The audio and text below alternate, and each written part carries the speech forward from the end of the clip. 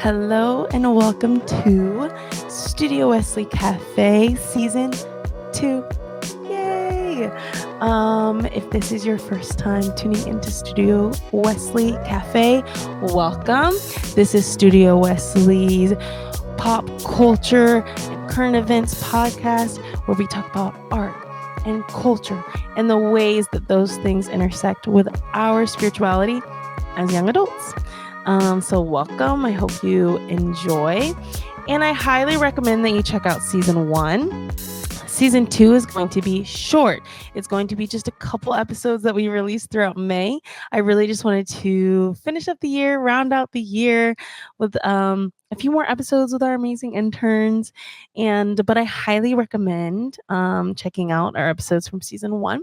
In season 1, you'll see some episodes that are a current event segment where I sit down with one of Studio Wesley staff members and we talk about current events, such as I did an episode with Derek where we talked about the Renaissance tour and the Eras tour and how those intersect with our spiritual practice, our spirituality, and such topics like that. Just current events, how those intersect with life philosophies, worldviews, etc. So definitely check those out. And then I also have art club episodes where I sit down with a group of interns. I give them an art related prompt, such as what's a book that you wish you could read again for the first time, or what is a childhood movie that was meaningful to you, or etc. The interns give an answer and we discuss. So definitely check out season 1. Welcome to season 2. Like I said, this season is going to be shorter, just a few episodes. And really what I've been thinking about is, in general, how we engage with art. If you're not an artist and you're not deeply in an art subculture, I think a lot about the ways we engage with art in our day to day. And the practical and impractical ways, the ways that art impacts the ways we interact with each other, and just the art that we are letting impact us. I think about that a lot. And so these next few episodes, every episode, I will ask the same 2 questions of the person I'm interviewing. I will ask, what types of art have you been engaging with most recently and why? And then I will also ask what specific art has been impactful to you this year. Yes, and then we discuss answers and it's wonderful and it's amazing. So what you're about to hear is an interview I did with our Studio Wesley intern Samuel, who also is the host of Studio Wesley Annex. Shout out to Annex. I'm in some of those episodes and Samuel does a really great job with that. So yes, we have a wonderful discussion about music, the way that, some people grew up listening to music. Some people grew up listening to specific types of music. And some people in their adult life are really discovering music for the first time and what that looks like and how music is such a way to connect with people, connect with your peers. We talk about that. We talk a little bit about X-Men, what's it called? The new X-Men show. 97, X-Men 97. Sorry, the pause. Yeah, so we talk about, X-Men 97 and how that has been really impactful to Samuel as of recently. And yes, so enjoy this episode. Check out our old episodes. Get on our socials. And welcome to season 2. Enjoy. Hello, Sam. How are you doing? I'm doing great. I'm really, really excited to be here. How are you? I'm good. Yeah, it's a beautiful day here in Atlanta. And yeah, I'm just grateful to be starting back some Studio Wesley Cafe. Even though these are going to be a little different, a little shorter, I'm just excited. New season, new vibe. That's okay. New season, feeling it? Yeah, new year, new me, Exactly. How's your day been? What have you been up to? I had two classes today. Both of them were very like lax and like still doing content, but I think it's that end of the semester right before finals where suddenly the whole class realizes that they like each other because you were sharing this stress. So a lot of laughter today, a lot of good stuff, especially in a week that's full of studying. But really, really excited to be here for this episode. I'm so happy to have you here. I'm always so excited to talk about you. I feel like we always have so much to talk about. Um, so let's just jump right in. I'm interested, Sam, what this year or this semester, in the last season, the last episodes, we did episodes specifically about music or about movies or about a book. And I'm interested, what types of art have you been consuming this year? Like, have you found yourself listening to music a lot, reading a lot of books, TV? Like, what kind of art are you into right now?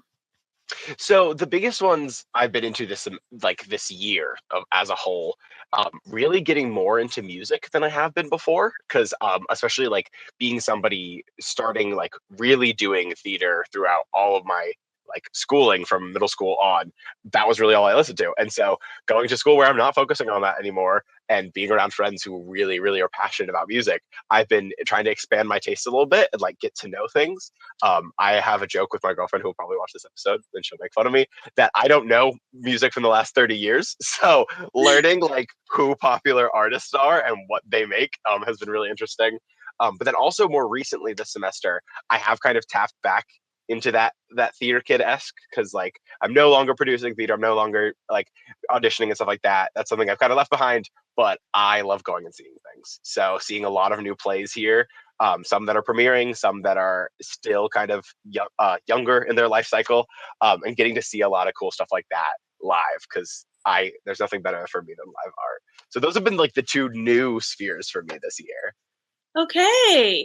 So I'm gonna pick your brain a little more if that's okay. Hmm. When you're listening to music, what kind of music listener are you? Are you like a put on a playlist music listener, a um an album straight through, or like a specific artist? And when you're listening, are you like a casual listener, like put it on in the background, or are you like, I'm listening to music right now, like this is what I'm doing? Definitely a casual listener, and can go either the playlist or the album route, especially like I come from a theater background, like I said, so like sitting and listening to a full show album that works with my brain. But I kind of listen to all music in that same way, where it's definitely a background kind of thing. I have to have something on if I'm doing any kind of work. But what often happens is I'll pick an artist or I'll pick an album that I know people have talked about, and I'll listen to it in the background of something, and then get stopped by a song and be like, oh, like if I'm working and I'm in like a flow state and it brings me out of it, that's how I know like, oh, I kind of like this song. I should listen to this Yeah. again. The most recent one I did, it sounds weird for people who don't have ADHD who are like, how do you do both? But like I wrote an essay while listening to Cowboy Carter all the way through. And like a lot of people I know, like the kind of taboo. Like a lot of people, you sit down and you listen to it. I don't have the mental energy for that, but listening to it while I was doing stuff, there were a bunch of standout songs where I was like, oh, that like surprised me. That took me out of it. That was really good. Oh my goodness, that's so real. As someone with ADHD, I also have Mhm. ADHD, and it's so funny because I just the other day was watching a movie at my friend's house, and I started to at a certain point where I could tell like the plot was mostly just going to be some dialogue. I needed to multitask, and so I kind of was Mhm. scrolling my phone a little bit because I knew what was I happening. know. Yeah. And they got so offended. They were like, you need to watch this movie. And I was like, oh, what? I'm like disrespecting the art. But it is funny how everyone consumes art differently. I don't know. I feel like that's a good gauge. Like if this song pulls me out of what I'm doing, then it's worth my time, Mhm. I'm gonna hit that save button. It's interesting how you say like everybody does it differently because like what you specifically said, I need dialogue specifically in my life. If there's just that's why so like my favorite, this is not what the podcast episode is about, but I'm going to talk about it. My favorite writer of all time in like movies and TV is Aaron Sorkin, who's a lot of like you're going to sit and you're going to have a still shot where people are talking. I literally listen to that to go to sleep because like I need that quick dialogue. Like that's my Mhm. favorite thing. It's when I'm watching a movie that's not that much dialogue. Like if we're doing a lot of beautiful landscape shots, Did you see the I'm gonna first tune out. Dune? Which one? Did you see the first Dune? Oh my god, I couldn't get through it. I literally stopped watching it. All my friends were like, "This is so good," and I was like, "Nobody's talking." Funny. I know my friend was like, yeah, so the first Dune movie was basically just Timothy Chalamet serving face for like 3 hours. Like, Correct. yeah, it kind of was. And the moments where they were having political dialogue scenes, I was like, "Wait, this is interesting. They're saying some interesting commentary." And then it would just be like, boom, boom, boom, boom, and I stopped paying attention. Oh my gosh, so funny. Yeah, that's so real. That's so real, actually. I feel like I really Mhm. do. That's an important part of movies for me. Which I love a good aesthetic. I love a good, like, don't get me wrong, like I love a good movie that has, very little plot, but it's like really pretty. Yeah. But I get that. I was gonna ask something about your music. Oh, okay. So I'm curious, as somebody who like wasn't really into music that much, and then now is like getting into music. What like genres are you finding yourself like drawn towards? Like, do you find yourself drawn towards like? Because I feel like there's a lot of nostalgic music right now, like Mhm. music that is like very like influenced by like older styles of music, which I mean is how Yeah. music works, how art works. But nostalgia content is at like an all-time high right now. So I'm curious, like what genres are you like find yourself drawn towards? It's interesting that you bring up that point because like I feel like I lived for so long in like either theater or the nostalgia world of music and like would listen to the same artists like the popular like kind of the classics, the greats. But then now listening to stuff, I kind of feel like I'm tapped out of that nostalgic content because like there's a lot of new stuff. Like I actually I can't believe I'm saying this on a podcast that people are gonna listen to. When I was like getting ready to come to school, I had a moment. It was like my midlife crisis where I was like, I don't know popular music, and I'm about to go to school with like normal people, like people who aren't here for like an arts magnet. Yeah. And so I've like both at home with my friends and at school in the first semester was getting music recommendations. So I've had people, some of my close friends here made me a 3-hour sampler. They called it the style sampler, where like a lot of hip hop, a lot of pop, trying to like get me into what people are listening to. But me personally, I found a lot of it going to the more like folky, if that's the way we want to say it, the folky, the acoustic, because like I feel like a lot of those tell a story, and like that's my favorite music. Is like I like being able to imagine something is happening. I like being able to see it. Like one of my current favorite artists is Noah Khan, and I got into him because of the podcast episode about what song are you listening to. Because I think it was Tess who said Growing Sideways, and I was like, that sounds interesting. And then I cried listening to it, and then Yes. started listening to the rest of his stuff. And like that kind of, it's a couple of instruments, it's a couple of harmonies, but you can tell the story that's happening. You can see the imagery around you. And so like that's helped me find a lot more artists. Oh, that's such a good point. And honestly, I feel like it draws back to what you just said, like lyrics, words, the poetry of it all, I guess, being so important across so many different art mediums, the ways that we tell stories and use our words to tell those stories is so powerful. I think storytelling in general is such a powerful art form in and of itself. Like there's just nothing like a good storyteller when you're at a party and there's that one person that like, they are telling the story and you're like in it, like you're there with them, like you know the characters, I love that. And I I'm love a good, oh sorry, go ahead. Oh, I was just gonna like I always say that like with the career that I want to go into, it's specifically I have a love of words and like how words can change. This sounds like such an easy take, but like it's true. Like how the same story can be told, like you're saying, by an amazing storyteller and by someone who's a little bit more boring, and how just the words change things. I think that's really, really interesting for telling stories because everything is a story depending on how it's told. Yeah. And honestly, it makes sense to me that you're into kind of like I don't know, like I guess maybe call it indie folk, like alternative folk thing that's happening right now. Because there really is kind of like a renaissance of this kind of music, I feel like, in the last few years.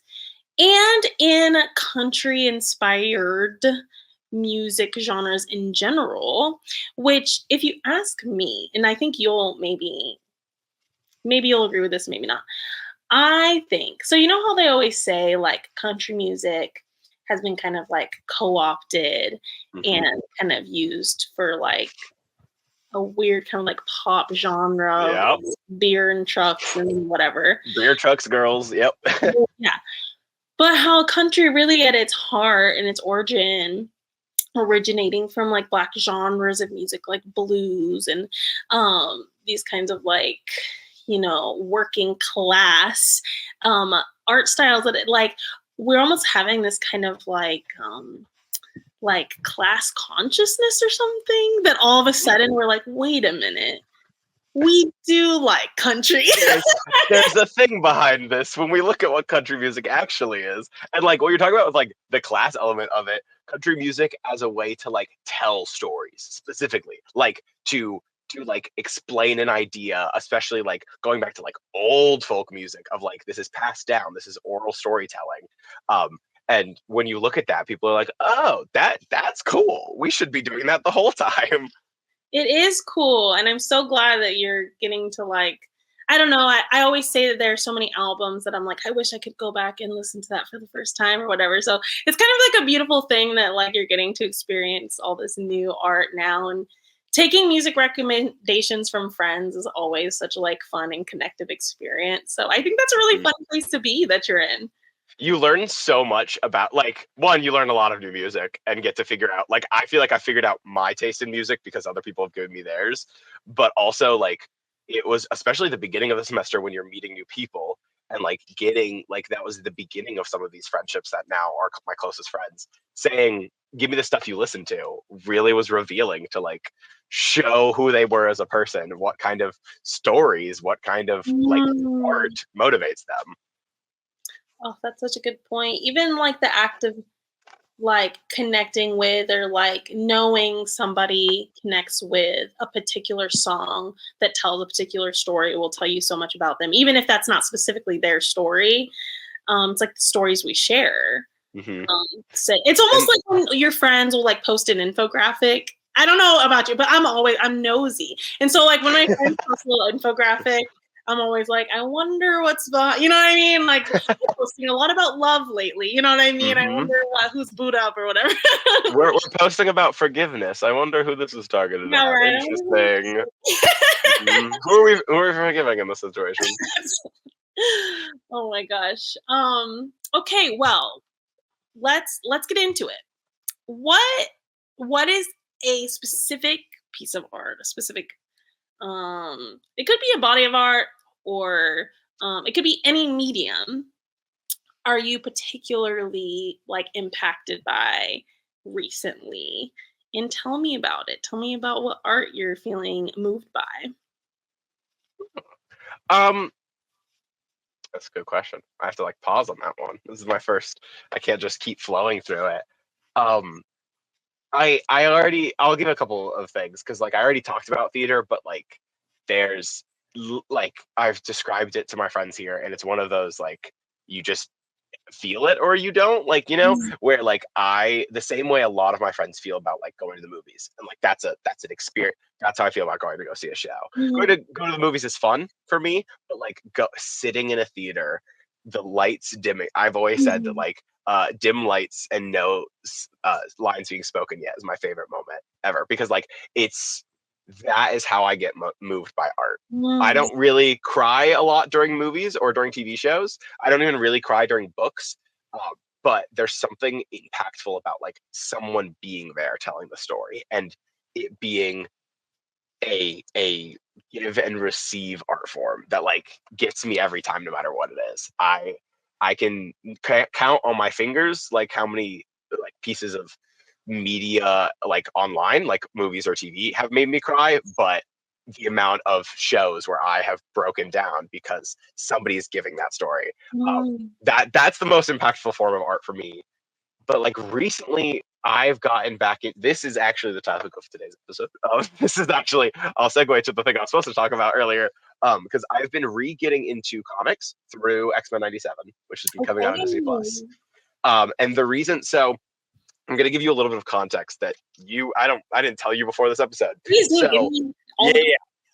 So I love comics. I grew up with comics. I've told this story before to people, but like I always say that I was raised on comic books from my dad. My dad collected in high school and in middle school, and collected even as late as college a little bit. And the whole joke that he always says is that like that was going to be how he paid for college. He was going to sell all of these, and he ended up not selling them, and ended up deciding like I want to keep these for someone down the line. And so I remember the memory. I can't remember how old I was. I was probably like 5 or 6 when I like got his comic book collection, all from the 70s and 80s, up to like 90s, specifically with X-Men. And so I always joke like the first bedtime stories I remember being read was X-Men, and specifically a Nightcrawler miniseries, which is part of why he's my favorite character. But like, so it's always been with me. I've kind of grown up alongside it. When I was in middle school, I started getting into collecting comics, found my place, and then it followed me. It ebbed and it flowed. Sometimes I was more into it than other times, but it followed me until high school. And senior year of high school, the week before I moved to AU, I went to my comic book shop I've been going to since 6th grade and closed out my like account and stuff like that with, and this sounds so silly, but like with the shop owners that have known me since I was in 6th grade, and like with all these people, like it's a strangely like emotional thing for me when I like think about it in the full breath. And this show, it started coming out a couple weeks ago, and X-Men are my favorite ever. Like I love the X-Men, and so I knew I was going to watch it.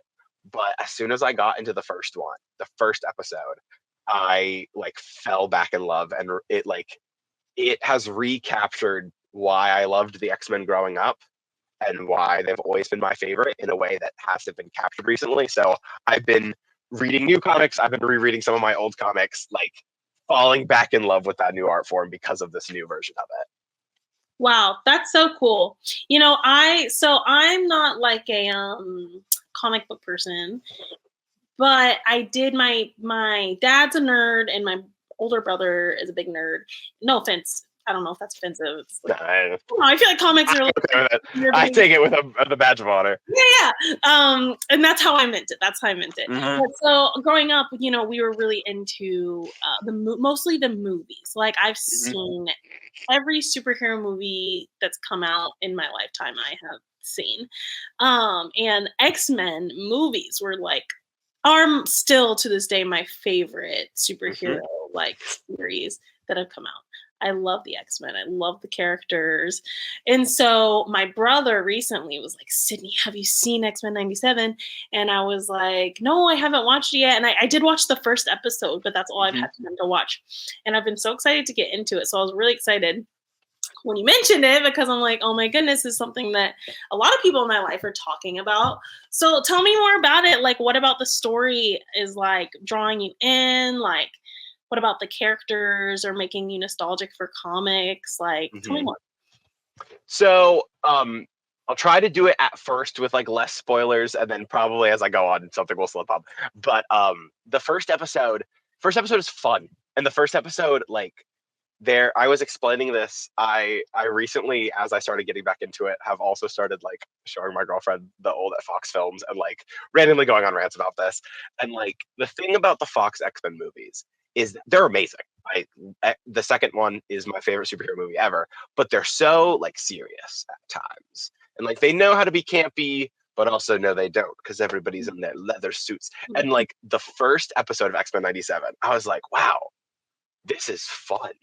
Like I'm watching like Saturday morning cartoons right now in my dorm room on the floor. Like this is fun. I'm having a good time. And so that was a breath of fresh air that I didn't know I needed. And like even like I've kind of slowly stopped reading the comics because I felt like things were getting much bigger and like really serious all the time. And watching this first episode, I was like, oh, this is fun. I'm like having fun again. I feel like a child watching this. And so it hooked me from the start, and it got me nostalgic for like growing up with it. And then we get to the second episode, and I was recently like, I was watching it yesterday, and it just so happened that we had this episode today.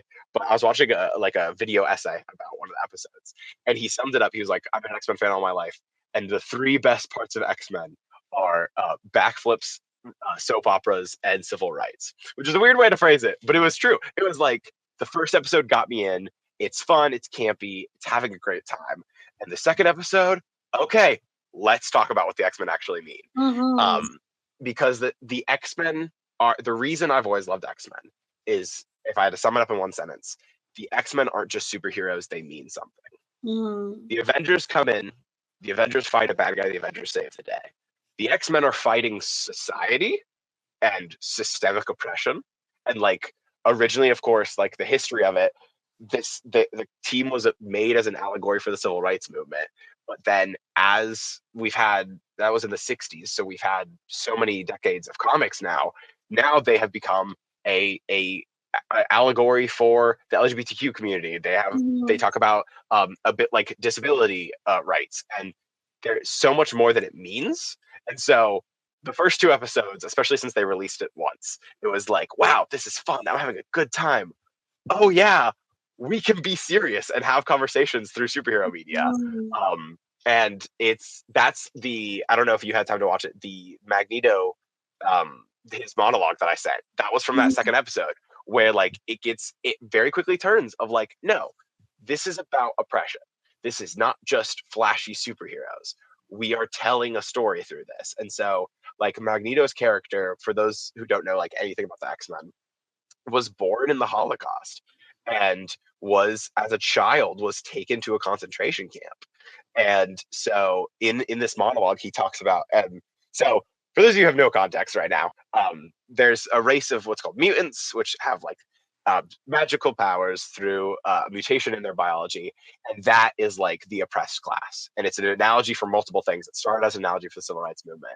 And so Magneto's character is, Magneto was born in Germany, was Jewish, and was sent to a concentration camp.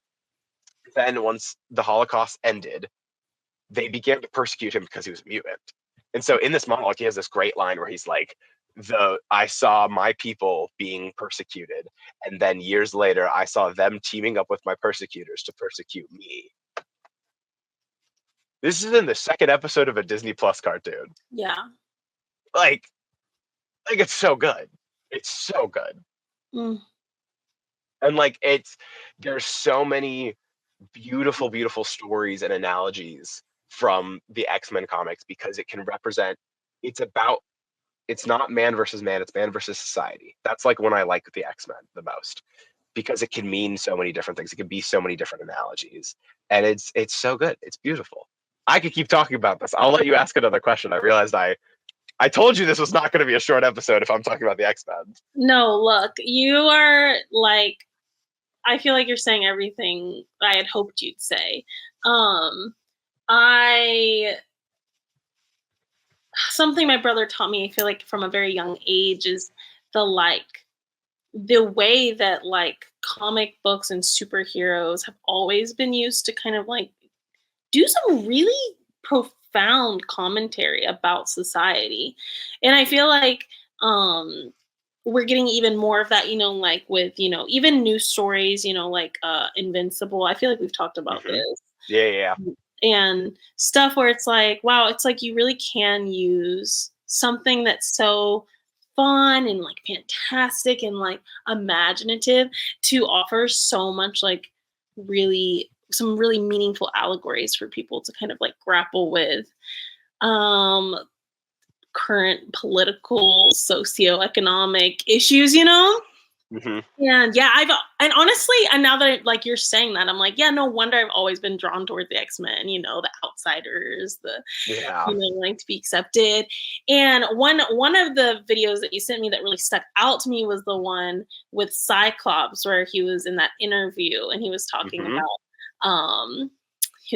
about what it's like to be the people who are saving humans, but also like are fighting against, fighting for their rights and like being persecuted by humans, but also being the ones to save them. And I think that that's so true in so many ways for minorities in this country, especially, to be the ones that are like paving the way, to be the ones that are like making so much of the culture that we know and love as like American culture, and being being the people who actually built the country, you know what I mean? And then to still be like, to still be having to fight for your basic rights. It's just all too real. It is all too real. Fighting for a country that doesn't want you to exist. Yeah. That could be. We could have that conversation with so many different. Like, come on, they are a blank slate analogy that's been used for so many good things because it's true. It's like this is what so much of fighting oppression looks like. Yeah. I really need to watch the show, and I'm is there any like particular also sorry, I'm getting sidetracked, but I also know that there's like an explicitly non-binary character in the show, right?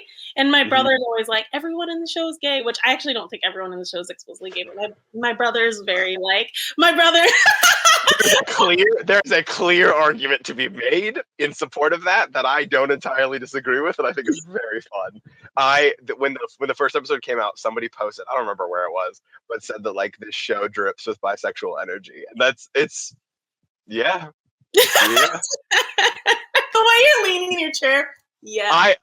I'm a straight man, but I can acknowledge when Gambit comes out in a crop top and his mohawk out. Like, come on. Cyclops comes out with a backwards hat and his visor. Come on. This is great. Oh my goodness. Well, you heard it here.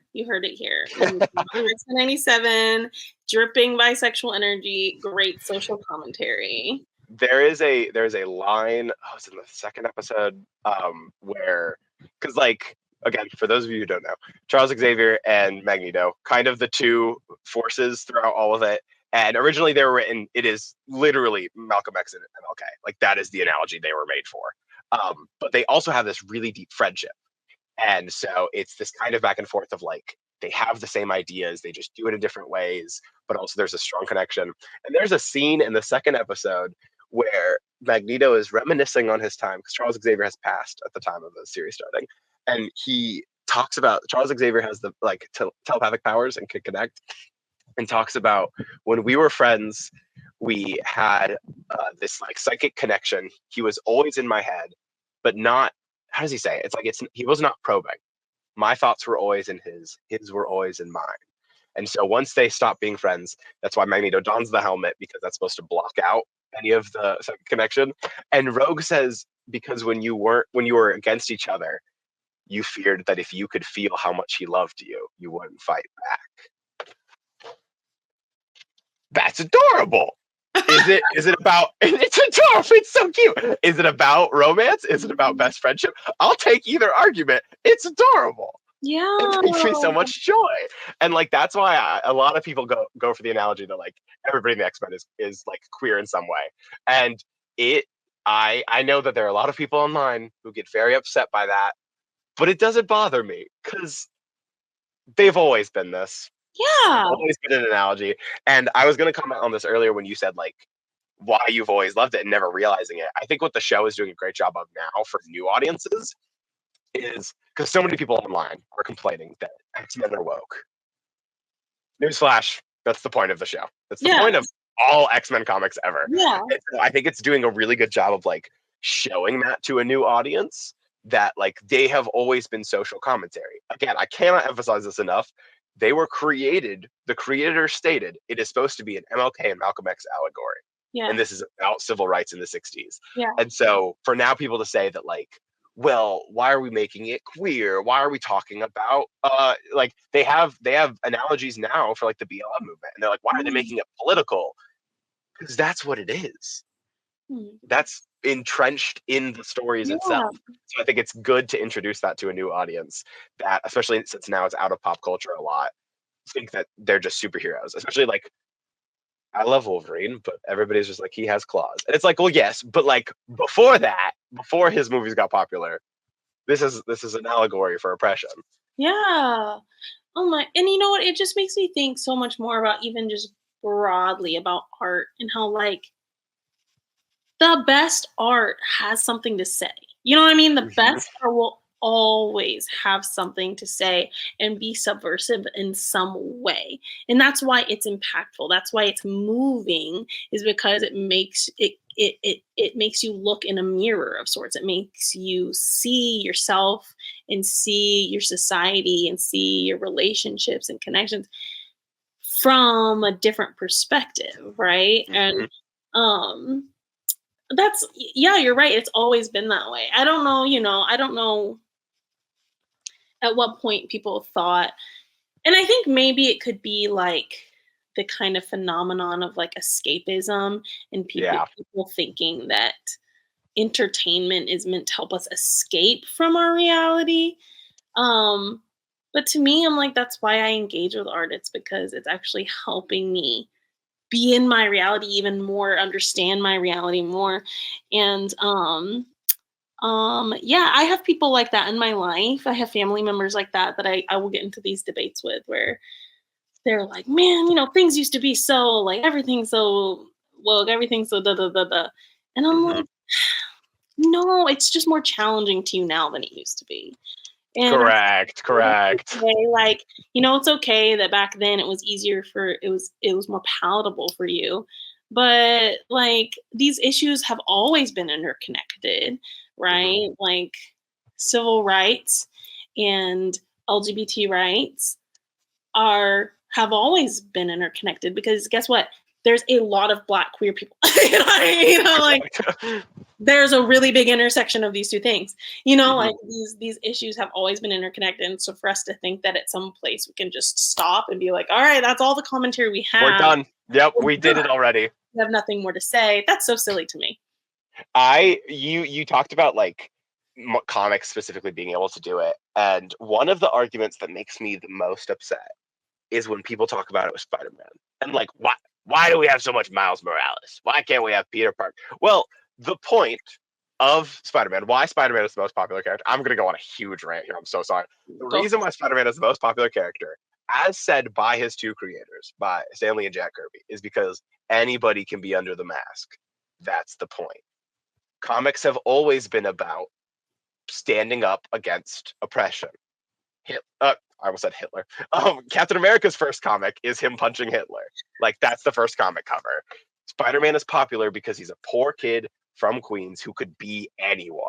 Anybody could be under that mask. And so to say that, like, now content is so woke and now it's talking, just because it's talking about things you don't want to talk about, like, it negates a lot of the history of, especially like comics as because it was less popular, I feel like they could sometimes get away with stuff.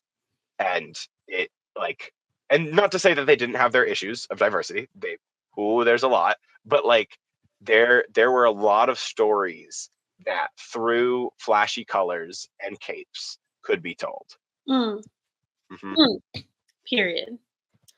Take that. Thank you. Miles Morales should be Spider-Man. He's great. Yes. Thank you so much for sharing your thoughts. Thank you so much for sharing how you're engaging with art right now. Do you have any closing thoughts before we wrap up our time? I don't think so. Everybody should watch X-Men 97.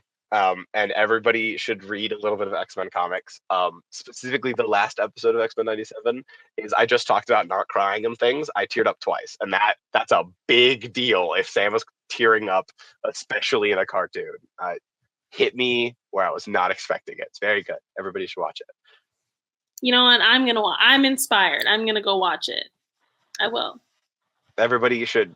I don't know how, but you should text me when you finish the last episode, because everyone, my phone number is no, but specifically, this is how I will end this episode. Episode 5 of X-Men 97. I immediately called my dad, who's the one who got me into comics, and was like, I've been keeping him updated. He probably doesn't want to hear as much about this as I have been, but I was like, Dad, you may not like cartoons. I need you to at least watch the last 10 minutes, if not this whole episode. And he did, and he texted me and was like, this is fantastic. The last 10 minutes of episode 5 are my favorite thing on Disney Plus. Genuinely got me so emotional for no reason. Everybody should watch it, and you specifically should text me if you watch that episode. I will, for sure. Okay, well, thank you so much for chatting with me. Thank you for having me here and letting me talk about one of my hyperfixations. This was great. Oh, yes, of course. Anytime. I love listening to people talk about what they're passionate about. That's why I started this podcast. So thank you for sharing and thank you for being here. And I hope you have a great rest of your day. Thank you so much. Bye, guys. Thank you so much for tuning in to the first episode of season 2 of Studio Wesley Cafe. I'm thankful to Samuel for sharing his thoughts and feelings and perspective on some of the art that he's been engaging with. And I am hoping that this is a conversation that can continue online, that you will share your thoughts, that you will engage with Studio Wesley's social media, where we're having further conversations about these things. So yes, check out season 1. Next week, we will release another episode where I will be interviewing another Studio Wesley Intern test. So definitely tune in for that. I've actually already pre-recorded that one and it was an amazing conversation. So thanks for hanging in there, listening this week. Tune in next week. Bye.